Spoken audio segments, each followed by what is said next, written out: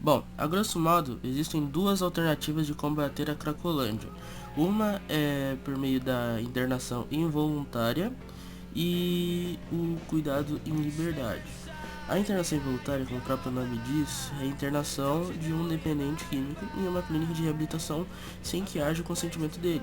E a outra é quando tem o policial, ele vai lá, pega a droga do cara e o prende. Um dos temas mais controversos quando se debate sobre o uso do crack é a possibilidade de internações compulsórias, independente da vontade do dependente químico. O princípio é de que o crack tem um efeito tão devastador que muitas pessoas nem têm sequer condições de optar por um tratamento, mas a política enfrenta forte resistência. Não há nenhum indicador da eficiência da intervenção compulsória da política pública, diz o promotor Eduardo Ferreira Valério.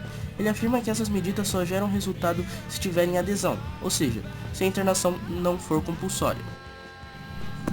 Já o procurador Marcelo da Rocha Monteiro afirma que, longe de ser inviável, a internação compulsória é necessária quando o dependente químico perdeu completamente a capacidade de tomar decisões por si próprio.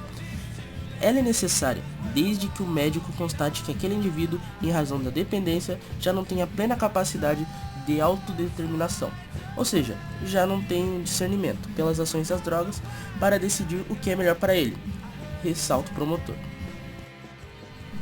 Agora eu vou falar um pouco sobre a solução policial para a Cracolândia. Bom, apesar das autoridades de segurança pública atuarem apenas pontualmente na região da Cracolândia, alguns promotores paulistas acreditam que a Guarda Civil Metropolitana, subordinada à Prefeitura, tem se excedido. O Ministério Público de São Paulo moveu recentemente uma ação contra a atuação da GCM na área. A GCM já vem há um tempo atuando como se fosse uma força policial, com ações de repressão e prevenção, e isso é uma atividade que a Constituição não permite que seja feita por um guarda civil, afirma o promotor Eduardo Ferreira Valério, um dos autores da ação.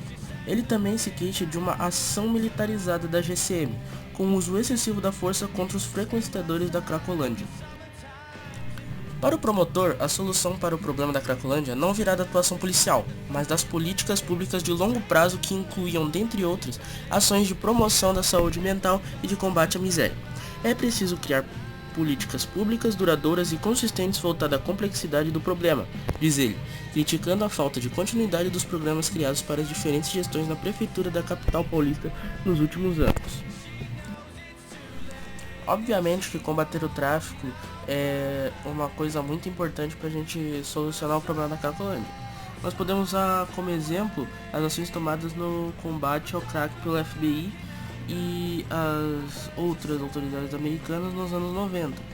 Na época, teve um caso muito emblemático que demonstrou o alcance da droga na sociedade, que foi a prisão de Marion Barry, prefeito da cidade de Washington, que era a capital do país, por porte e consumo de crack. As décadas de 80 e 90 podem ser consideradas como os períodos de maior ascensão no consumo de crack em território americano, exigindo uma resposta à verdadeira epidemia que assolava os Estados Unidos. Em Washington e outras cidades, foram adotadas medidas contra o tráfico e as chamadas casas de crack. Foram leis pesadas contra o crime e reforço do policiamento nas ruas. Mais de 2 décadas depois, os índices de criminalidade relacionados às drogas caíram drasticamente, assim como esses pontos de consumo, o que em parte pode servir de exemplo para o Brasil.